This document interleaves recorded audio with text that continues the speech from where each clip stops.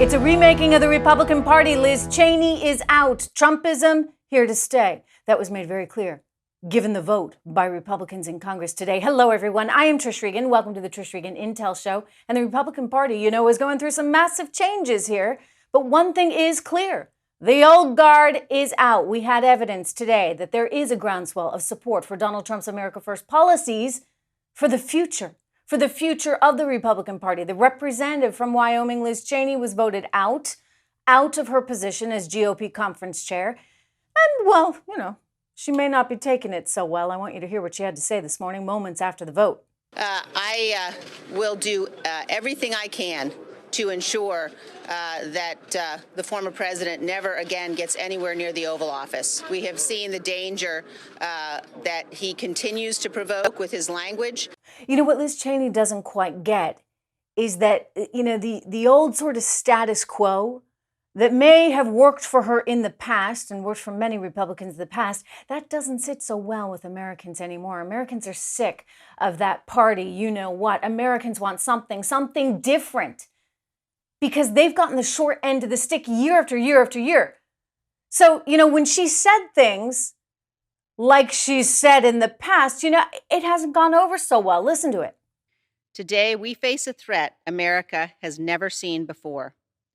A former president who provoked a violent attack on this Capitol in an effort to steal the election has resumed his aggressive effort to convince Americans that the election was stolen from him. He risks inciting further violence. Millions of Americans have been misled by the former president. They have heard only his words, but not the truth, as he continues to undermine our democratic process, sowing seeds of doubt about whether democracy really works at all. So, whether democracy really works at all, it's sowing seeds of doubt, creating this violent uprising. I do not think that most Republicans agree with that. Granted, a lot of Republicans don't like him, right? 75 million people voted for him, many of whom maybe didn't like his personality, but you know what? They liked his policies. And they don't believe that there was a coup attempt going on. So when she's speaking in that way, I think that she's disenfranchising herself, if you would, from a whole lot of people that liked what they saw in terms of economic policy, liked what they saw in terms of international geopolitical policy, but do not like what they're seeing from these woke socialists, even Marxists, that are trying to advance policies that will not work for our economy. We're going to get to that in a moment because we have evidence today it's not working. Anyway, Cheney isn't the only one whose political future is now at stake as a result of everything. Remember this? So what do you think about President Biden's first 100 days? Now, you know me as a person who says what he thinks, and I don't hide the fact that I wasn't a fan of our last president's character issues. And I'm also no fan. You know what? That's hard to watch. It's hard to watch Mitt Romney getting booed on his own turf. He was censured by the Weber County Republican Convention there. And, it is hard to see. But I think the reality of this moment is that there's still a shift going on. We saw it in 2016. It continued into 2020. And again, I'm not saying he's perfect for everyone, right? I get it. However, the policy itself, it worked. And so I think a lot of people want to continue on with those policies. And I think he will continue to have a role in the Republican Party, whether Liz Cheney or Mitt Romney likes it or not. So the party really needs to do some serious soul searching because they've got to get back to their roots. They've got to get back to being for the people of this country, the hardworking people that want a chance to be something, to succeed, and maybe keep a little bit of that money before Uncle Joe takes it all. Coming up next, everyone, why America will indeed get nostalgic for Donald Trump. They might even miss him. We're going to talk about what we had in the good times and why this economy is looking so treacherous right now. Under Joe Biden, we got inflation numbers like you would not believe. I've got to share them with you. More intel next. A stunning number to tell you about today. I mean, you're just not going to believe this. Consumer prices, I believe it because, you know, I've been talking about it for a while and I've been seeing indications of all kinds of inflation creeping into our economy, but you may not believe it. Consumer prices jumped 4.2% in a new report, the CPI, Consumer Price Index report today. Costs for everything are going up. Up and away. I mean, it's surreal. You look at all the numbers here. Energy costs up 25%. Gasoline prices up nearly 50% in April. And by the way, I should point out that this doesn't even include the whole Colonial Pipeline disaster, which is creating all these gas shortages. I mean, we are going to have a real problem on our hands. You get food prices moving up as well. Everything is higher. And you know why?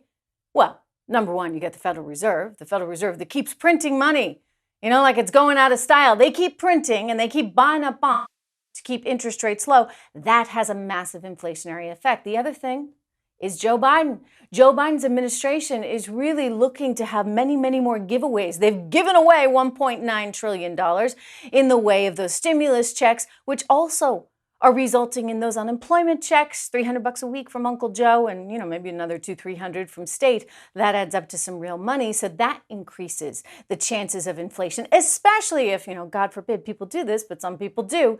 They're collecting from Uncle Joe and they're simultaneously taking a job, a little gig on the side for cash. So all this creates more and more inflation, which is a huge problem for the American economy. Why? Because you save your money in dollars, right? You're saving up, you put those dollars into the bank, and you hope that those dollars are going to be enough to retire on someday. But guess what? If you see this kind of inflation, this kind of depression in the US dollar, you're not going to have what you think. Because the value of a dollar 10 years from now is not going to be what it is today. It's going to go down. And so you have to think smartly about your future. You have to think about being invested in this market because asset prices, they'll continue to go up until they don't, by the way. You know, I do worry about an asset bubble. And if you stick around a little later in the show, we're going to talk about that. But overall, we're in a very inflationary environment. So you have to think about your hedges. You know, diversify, right, into commodities, diversify into things like cryptocurrencies, diversify into gold, which historically has always been a good hedge against inflation. I encourage you to check out my private page on Facebook where we talk about all these things, how you can cope financially with this increasing inflation that I promise you, I mean, you ain't seen nothing yet. 4.2% is huge, but it is going to get so much worse. So subscribe to my private group on Facebook for a whole lot more. Do make sure that you're protecting yourself and you're protecting your family for the future. Up next, everyone, new war in the Middle East, the beginnings of a new war between Israel and Hamas, thanks to Joe Biden, as left-wing extremists side with Hamas. Yes, people like Ilhan Omar, imagine that, siding with Hamas. Ted Cruz wants to know, is Ilhan Omar actually the press secretary for Hamas? I mean, she might be, right? It's the worst violence we have seen in years between Israelis and Palestinians. And you know what? The UN is now warning that this could become a full-scale war. It just may. It just may, because Israel has no real protection right now from us. You know, Israel is struggling because they're just retaliating after Hamas militants fired rockets at the Israelis. Of course, you wouldn't know that when you read the mainstream media reports. You don't hear about how Hamas was firing rockets at the Israelis. You only hear about the damage that the Israelis did to Hamas and to the people there. Look, this is an ongoing struggle. It's been going on for years. It's going to continue to go on for years. But it would be nice if the mainstream media would be a little bit more honest about what actually is going down. Because you look at the Israelis that are trying to protect themselves, but the media keeps pointing to the Israelis as though it is their fault. And they're talking about and they're writing about how Israeli forces have killed Palestinians. Let's be clear here. Hamas began firing rockets from Gaza. Okay, that's what everybody seems to forget about. Hamas was firing rockets from Gaza into Israel. We've got the video because it was just amazing what you saw the Iron Dome do there. Israel's Iron Dome shooting those back one after another as Hamas sent them in. Now, Hamas allegedly was sending them in because they were frustrated with how Palestinians were being treated. They said that the police were being too aggressive with them. It's kind of like a Black Lives Matter thing. We don't like the police. We don't like the Israeli police. We're not getting treated fairly enough. And so they fired these rockets into Israel. What is Israel supposed to do at that point? By the way, one of the reasons why the police were being so strict with some of those Palestinians was because they had evidence of rocks that they believed the Palestinians were trying to throw their way. The protesters were going to actually throw at them. So all of this, of course, is now escalating in a very rapid way because there's no adult in charge of the world right now. I mean, where did the U.S.'s position, right, as a hegemonic power go? Our support for Israel is actually pretty critical because I suspect that part of the reason why we're seeing this unraveling there at this moment in time and why the UN and others are fearful of a full-fledged war is because we have an administration that is sympathetic to the Palestinians and less sympathetic, let's face it, to Israel, right? And so the administration is being effectively also cheered on by those that are on the most extreme side of the party, and by that I mean Ilhan Omar. I want to show you what Ilhan Omar was tweeting as a result of this growing conflict. She wrote, "Israeli airstrikes killing civilians in Gaza is an act of terrorism." Okay, what did I tell you? They're all blaming Israel. Forget the fact that they're firing the rockets into Israel.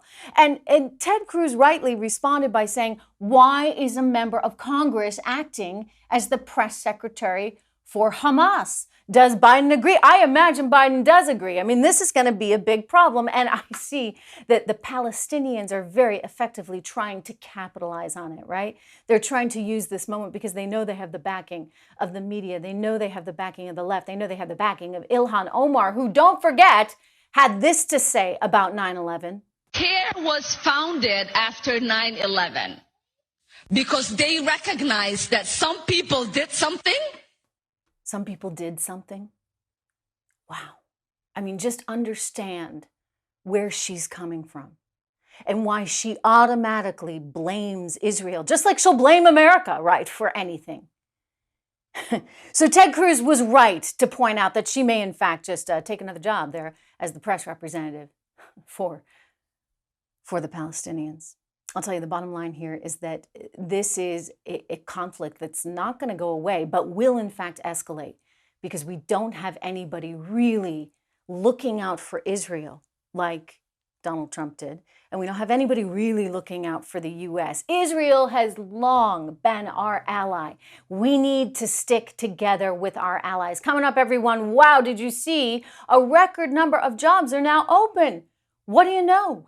So why is no one going back to work? And why is the stock market tanking if the economy is looking so good? I have some answers for you. Don't go anywhere. We get the markets tanking right now. They're reacting, of course, to the data that came out on consumer prices. What do you know? We actually have inflation. We actually have inflation. You know, the Fed didn't think it could happen. They didn't think we'd ever see anything like this. I could have told them we've been looking at inflationary signs for the last several months, ever since that $1.9 trillion worth of stimulus went into effect. Combined with, of course, the Federal Reserve's very, very low interest rates, and they're buying bonds. All of this takes its toll on the economy. All of this causes inflation. And so, naturally, people are starting to worry. When is the Federal Reserve going to raise rates? I think they're going to have to do it sooner than you think. The Fed would like to allow for a little bit of inflation. And hey, maybe they'll be super irresponsible, and they will. But more likely, we're going to start to get this inflation. And just as Larry Summers, who's not exactly a conservative, we're talking about the former Treasury Secretary to Bill Clinton and the former head of the National Economic Council under Barack Obama, Larry Summers has pointed this out. He said, what's the Fed going to have to do? The Fed's going to have to pull back. They're going to have to raise rates. And as soon as the Fed raises rates, what does that do to the market? It's going to kill it. It's going to kill it. So we've had this massive asset bubble, effectively, where stocks are trading at better than 30 times earnings on the S&P.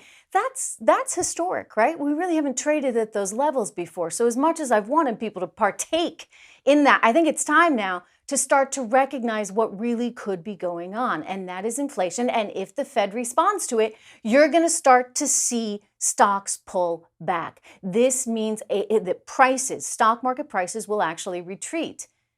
And then I just ask, what happens when we don't have all that free money? What happens when the Federal Reserve's they're not there to support things? What if the Federal Reserve actually, imagine this, starts upping interest rates? Well, it's going to have a continued effect on stock prices. This is so messed up because it's so preventable. Andy Puzder, the former CEO of CKE Restaurants, said to us right here on the show yesterday, if you didn't see it, I encourage you to go back and look at yesterday's episode. Towards the end of the show, he said, this is just stupid. All they had to do to get this incredible labor market reignited was do nothing stupid. That was the entire requirement. And they just couldn't resist. They had to go and do something stupid. And I don't think I've ever used the word stupid in an interview. But paying people not to work at a time when you're trying to create jobs, there isn't a better word to describe it. It is stupid policy. In fact, that's exactly what it is, right? I've said all along, it's not rocket science. All you have to do is lower taxes, lessen regulation. And what do you know? The economy opens up. But they are doing everything in the opposite of that. They are increasing regulation. They are upping taxes. They're printing money and they're giving handouts. And we now have inflation, real inflation. Meanwhile, nobody's going back to work. Did you see the New York Post talking about how more than 8 million people, according to the Labor Department, could have jobs that don't, because we're talking about 8.1 million job openings. That's a lot. That's the highest level that's been reported since they began tracking this stuff back in the year 2000. All right? So why aren't people taking jobs, you might wonder? Well, I think it's pretty simple. I think it's because Uncle Joe is paying big bucks to stay home on the couch. I mean, if you can make $32K a year staying home on the couch, why exactly would you go to work? So that's a problem. Meanwhile, a lot of people, well, maybe they are going to work. Maybe they're doing a little cash job on the side, under the table. This is the problem that Europe has. Europe has a whole underground economy where people are not paying their taxes, but they're getting a little handout from the government. Do we really want to go down that path? Because that's exactly where we're heading right now. Look, Joe Biden and his associates there, I don't think they understand a thing about economics other than how to use economics to advance their political agenda. And so they are continuing to use coronavirus just as they did for political purposes in the election. Now they're using it for political purposes to try and influence the economy the way they want. They want more and more stimulus, and they're going to continue to point to coronavirus as the reason why they need that stimulus. But really, it's all about remaking our society into something it's not and never should be. I'll tell you, it's not going to work. It's not going to work. If I have anything to say about it anyway. I hope you join me online at TrishIntel.com. I hope you join the Facebook group. I have a private group on there, on Facebook, the Trish Regan private group. And remember, everyone, what I say over and over again, it's taken on new significance in light of all of this. Live free or die. Have a great evening. I'll see you back here tomorrow.